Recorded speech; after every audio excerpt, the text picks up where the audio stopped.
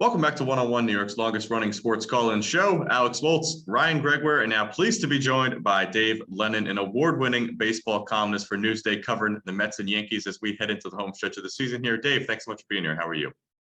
Oh, great. My pleasure, guys.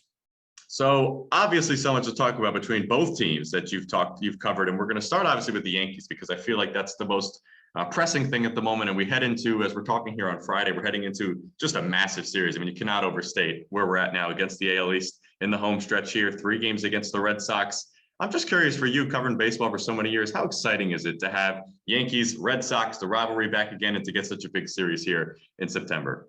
Yeah, I mean, it lined up perfectly. You know, the schedule doesn't always go this way. You know, sometimes you're stuck with, limping to the end with some uninspiring series. Unfortunately for the Yankees, the Red Sox and Blue Jays have some of those uninspiring series left as an easier opponents than they do, which is another story. But yeah, I mean, to have a late September series with so much at stake at Fenway Park, which is kind of a pressure cooker as it is with, 30,000 people on top of each other, a much different venue than the new Yankee Stadium.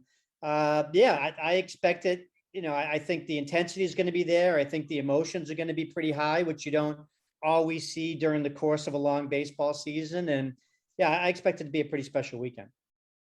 Yeah, and obviously it's been a roller coaster for the Yankees. You have people like, it's definitely been a disappointment, right? You didn't expect to go into this, a game up on a playoff spot, fighting for your lives against the Red Sox. I'm wondering, obviously, these next 9 games mean everything for the Yankees. They mean the season, clearly. I'm wondering if you look big picture here, like if they do miss the playoffs, which is very, very reasonable, is this season 100% failure? Like, is there any positive takeaways, or is it just because of the payroll and everything and all the resources they put in, it's just 100% a failure? Well, I mean, I think 100% is a high number to say about any season. There's always going to be parts of it that can be pluses, including some individual performances, obviously. Hey, Nestor Cortez turned out to be a pretty good find by the end of the season, right? But you want some bigger pluses than that, obviously, right? And I know I'm not alone as somebody who picked the Yankees when the season began to probably represent the American League in the World Series. I mean, they just really seem like a stacked team at the start of this year. And the rest of the division, the Blue Jays figured to be good. But the Red Sox, this was kind of unexpected. I mean, this was, I won't go as far as to say a rebuild, but it wasn't really a situation where you expected this type of performance from the Red Sox. I think everybody in Boston would kind of tell you the same thing. So from the Yankees standpoint, yeah, whenever the Yankees don't make the playoffs, it's a crushing disaster, right? That's just the way it is with the Yankees.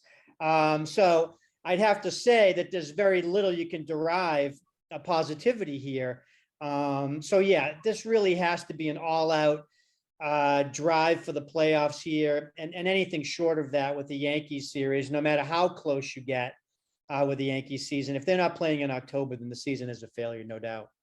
And we're talking about the playoffs here. There's obviously the chance they don't make it. There is obviously a chance they do. And these last 9 games here are really going to decide a lot of that. So let's get into some specifics here about what has to go down here in these final few games. And I want to start with the pitching rotation, because obviously it's been really a talking point this entire season. Garrett Cole up and down, but by and large, the guy you expected to be. Beyond that, some question marks. You get Corey Kluber going out for a little bit, and then he comes back again. You've covered some no-hitters, his included, and somebody who you really don't know what you're going to get, Jameson Taillon, working his way back as well. I'm curious, outside of Cole, let's look at the other guys in that rotation. Who do you think is going to be the most important piece for the Yankees down the stretch, or maybe in the playoffs in that rotation? Well, I mean, I think the next guy in line there right now has been Jordan Montgomery. He's always been a little bit of a wild card, just because, he doesn't really have that type of overpowering pitching style. And he's kind of a low key guy. He's always kind of been under the radar. And he's not, I mean, if you asked a lot of fans many times, in generally speaking, to kind of name a Yankees rotation, Montgomery would probably be the guy they'd forget.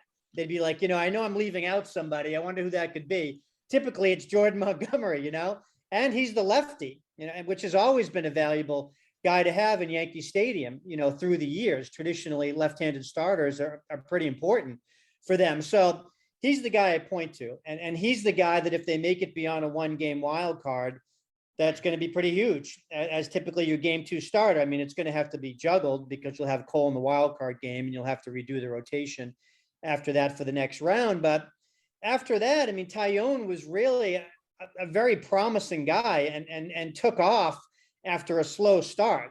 I mean, I know I was among the people that were certainly, trashing is too strong a word, but, we're wondering what the Yankees had gambled on with him, because it took him kind of a while to get going. But when you looked at his performance in July and into August, he was one of the best pitchers in the American League at that point. So his injury was a big blow to them. That was pretty rough. And then you just go down the list of the guys that have done a pretty good job filling in, whether it's Louis Heel, who was a nice surprise for them, leveled off a little bit in his past couple starts. But, Kluber is tough to predict. I mean, he obviously has the pedigree. The injury he's coming back from was a little concerning. The other night, was kind of a tough start to read from him. As Boone said, a lot of soft contact. And there were a couple balls that hit him that hurt him, the bloop behind Mayhew. So, they have pitchers in the rotation that can pitch well. I'll say that. But at the same time, it's not really a crew that would roll into a series and you would say, here's where the Yankees have a big advantage. Other than Cole, I will give Montgomery kind of a nod in that number 2 slot. I think he can be a competitive number 2 for them now. But beyond that, as we know from watching this group, the rotation can hardly be considered a big strength of this team. Yeah, and some guys that would be in rotation spots, Luis Severino, Domingo Germán, both obviously now just coming back. Germán's still waiting to get in that first game. It looks like we're going to see them in kind of multi-inning roles in the bullpen. I'm wondering, do you see kind of like them being X factors potentially? Do you see big spots for them, or do you think it's kind of just eat up some innings when games are out of hand and save the big arms?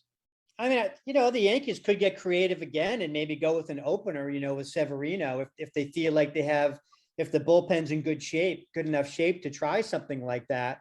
You saw Michael King come back and pitch pretty well in his last outing.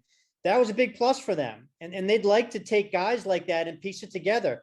Domingo Germán, it proved himself to be a big talent in the rotation. Now you can deploy those guys in a more targeted role.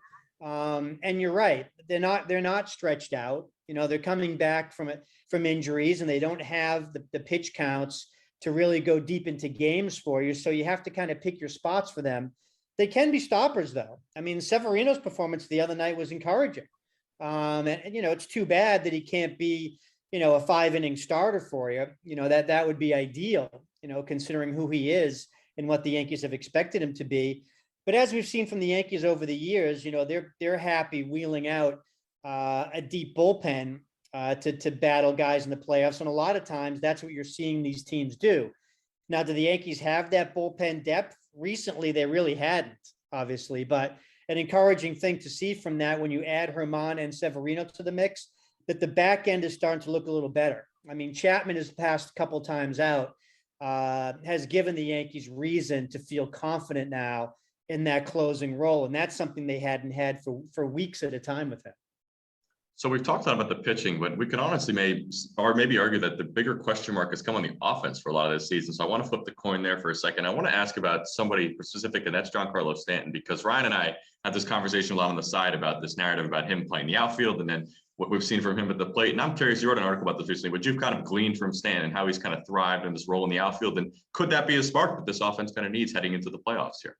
I mean, I think we've seen a lot of times out of players, and not just Stanton guys, and you guys watch a lot of baseball and you've seen it too, is that, a lot of guys aren't happy being DHs. They just don't feel involved in the game, especially I'll say if things are going poorly for you offensively.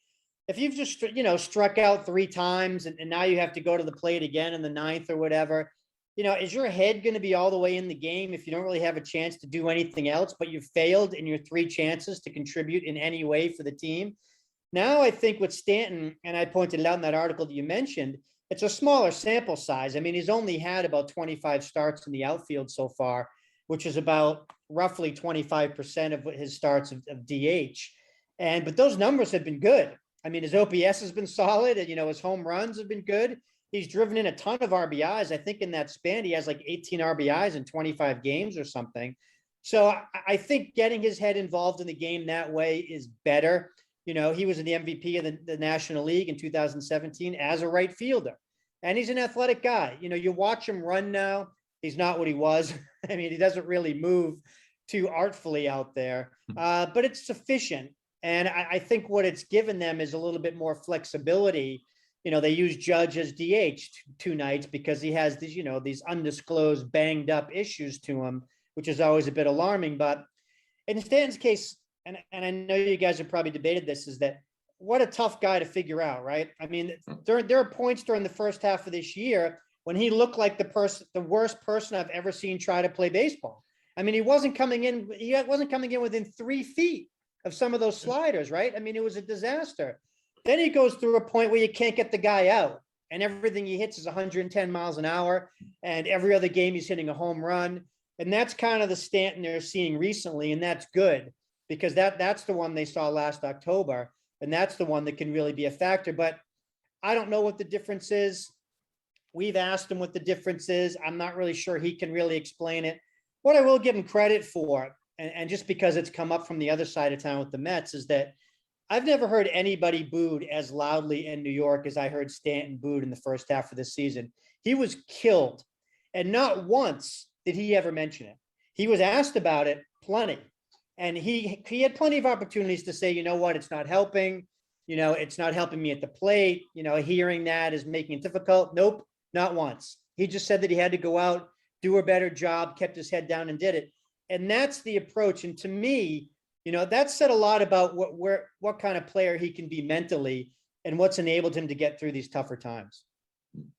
Yeah, sticking with the bats here, I'm curious your opinion because I think this is something that not everyone is on board with. DJ Mayhew, obviously, it's been a very disappointing year for him. Sure. Looking what he was the last 2 years, you give him that big deal. He really hasn't lived up to it. He hasn't been terrible, right? He's been a league average hitter. But the Yankees really haven't shown a willingness to move him out of that leadoff spot. We know, especially with analytics, how important that is. You want your best hitters getting the most at-bats, everything like that. He hasn't really been that for the Yankees. Do you see kind of maybe, 0 for 5 the other night, some big at-bats, he didn't come through in big spots. We've seen it more this year than in the past. Do you think there's a chance we could see Aaron Boone kind of, as these games, right? These games mean everything. Get more urgent, move him down in the lineup, try to create a spark up there? Or do you think they're just going to keep riding him out there in the leadoff spot?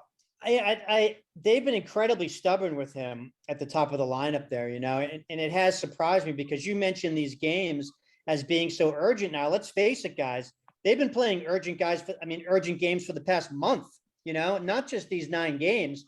It's just the intensity has been ratcheted up because the time's running out. But the past month has been incredibly important for them, especially with the struggles they've had. So, what are your options for that leadoff spot? I guess there's not a ton, right? I mean, they've stuck Brett Gardner up there, Brett Gardner isn't a regular leadoff guy now. He's 38 years old. His speed is nowhere near what it even was, recently. So I just don't think they have a lot of choices there. I mean, if you want to go stick somebody, I mean, heck, Judge can run a little bit. And I've seen him steal a few bases once he was motivated by Tyler Wade during that, go Yankees period we saw a number of weeks back. So I think there are some things to do. And I think that, what the heck, they just had an off day. And you do see some things get a little crazier after an off day when a team has had a chance to sit down and really discuss things. They just came off a stretch of, 20 straight games. So it wouldn't surprise me if they try something, a little bit of a different wrinkle. But the problem is, guys, and you touched on this, is that up and down the lineup, who's hitting well? It's just not a group that's performed well offensively that you can say, hey, you know what? I'll go stick Gio Urshela in the leadoff spot, or, I'll go stick, whoever, Gleyber Torres, just to mix it up or whatever. No, I mean, Torres, I take it back, has been hitting better lately. So, but he's not a leadoff hitter guy. I mean, some of his at-bats are atrocious with some of the wild swings that he does. So just not a lot of options, and despite LeMahieu's kind of downer of a year, I think they just feel like he's the least bad of not a great bunch. Yeah, so many things we could talk about the Yankees. I feel like we've gone here 15 minutes, barely even scratched the surface, and one last week here to figure it all out. But I do want to ask before I let you go about the Mets, because this might be the last Saturday we end up talking about the Mets with the way things are going right now. So I want to ask you a couple of questions about them. And just more broadly speaking, I mean, you look at where we were months ago to where we are now, and safe to say they're out of the playoff picture. I've been optimistic all year long, but I think it's safe to say that now. I'll concede there. What do you think just went wrong from where we were months ago to where the Mets are now? A huge opportunity here in the NL East with the down year that it's been, and they just can't get the job done. I mean, if you told me when the season began what the NL East was going to look like and what these teams' records were going to be, leaving the Mets out of it, I would have said the Mets would have been running away with this division by 10 games. It's astonishing that the division has played as poorly as it has, and the Mets haven't been able to take advantage of that. I mean, and talking to people in the front office, when they look and analyze the group here, it's no mystery. You've just had it up and down the lineup of just everybody having below average years. I mean, who's having a decent year? Pete Alonso, right? I mean, he's the guy that's had a decent year. Has it been outstanding? No, but he's been probably the most productive in there, aside from Javi Baez. Baez has been the best player on the team since they made that trade. So I think that I wonder, they replaced Chili Davis back in May in the first week, that they said he just didn't really fit the program analytically. And, Hugh Quattlebaum certainly hasn't come in and lit the world on fire. I just don't see, guys, when you watch their games, what's their approach at the plate? I mean, this is just a group that is just up there, by the seat of their pants, swinging wildly. There's, sometimes there's discipline to the fact they're taking strike three right down the middle. Sometimes they decide to just be aggressive, swing at 3 straight pitches, and that's it. There's just no consistent approach among this group. They're up there just kind of feeling their way. Jeff McNeil, the bottom just really fell out of him. I mean, this is a guy that was supposed to be like contending for the batting championship every year.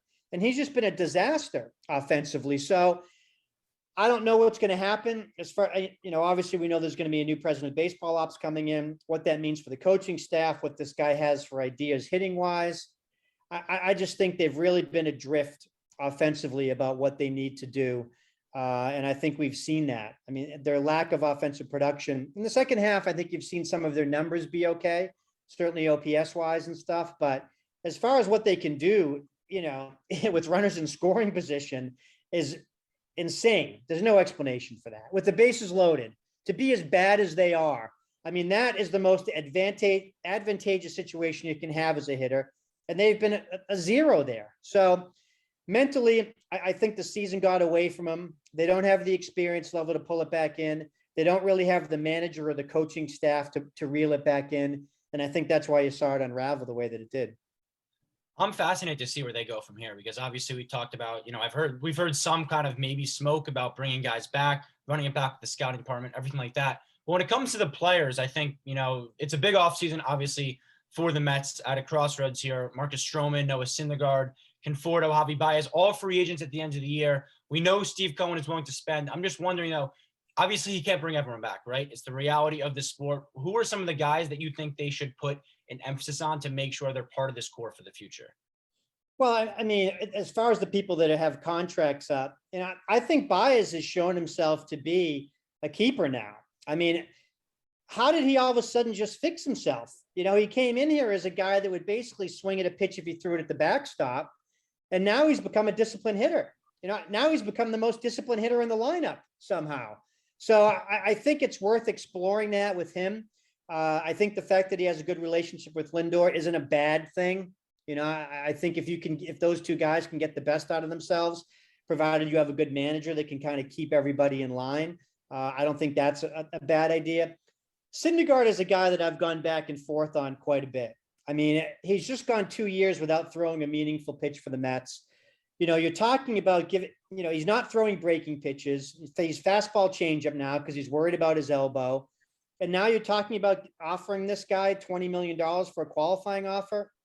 I'm not going there. If I can get him on something more reasonable, something incentive-based that might be interesting to him to keep him beyond 1 year, then fine. But I don't really feel a huge need to bring Noah Syndergaard back. I'm kind of curious where his price is going to go. He's had health issues in the past.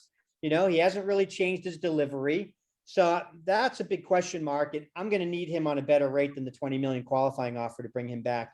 Conforto, that's another tough call for the qualifying offer. Again, it's 1 year. I think he has ability in there to bounce back.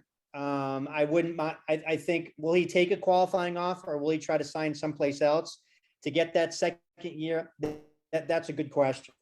But there's really not a lot of free agents that I need back out of this group. I mean, I'm willing to make much bigger changes. I mean, Dom Smith doesn't really have a place on this team. You know, he's a guy you have to actively look to move during the offseason for sure. Jeff McNeil, where's his spot going to be? You know, you have Robinson Cano coming back. Presumably, you're going to try to make him a third baseman if you try to bring Baez back. So there's a lot of moving pieces here. There's certainly not a lot of guys on this team right now that I need back. You know, you have Alonso, you have DeGrom, Stroman. Stroman's an interesting question. You know, he's had a great year. I don't know where the price is going to go for him. I know Steve Cohen, you know, has tons of money and money shouldn't be an object, but I was even surprised when people, you know, if you talked about him getting Wheeler money, you know, once you get north of 100 million for him, and I know that's where he's going to try to go, you know, I wonder, you know, is he that kind of pitcher? And I think if you can get him around 100, I think he's somebody that'd be worth investing in. If it goes much north of that, I think you can look elsewhere in putting your roster together. And another thing is just what's it going to look like? You know, with the CBA coming up in December, you know, what's it going to be like in trying to retain players? You know, what's the luxury tax threshold going to look like? Even though with the Mets, I don't feel like they should be reined in by that necessarily. So tons of question marks about how this roster can be put together. That's why it's going to be fascinating to see what type of president of baseball ops winds up coming in here. Yeah, so many questions about the Mets future, so many questions about the Yankees present. And Dave, we appreciate you taking some time to break it all down. You could follow him, DP Lennon, on Twitter or read his work in Newsday. Dave, we really appreciate it. Thank you so much for all the insight. It was a pleasure. Guys, it was a lot of fun. And anytime, and enjoy this last week of baseball, because football isn't looking so hot in this area right now. Yeah, Ryan and I will definitely be watching it together, and we'll be right back with some more one-on-one right after this. Take care, guys.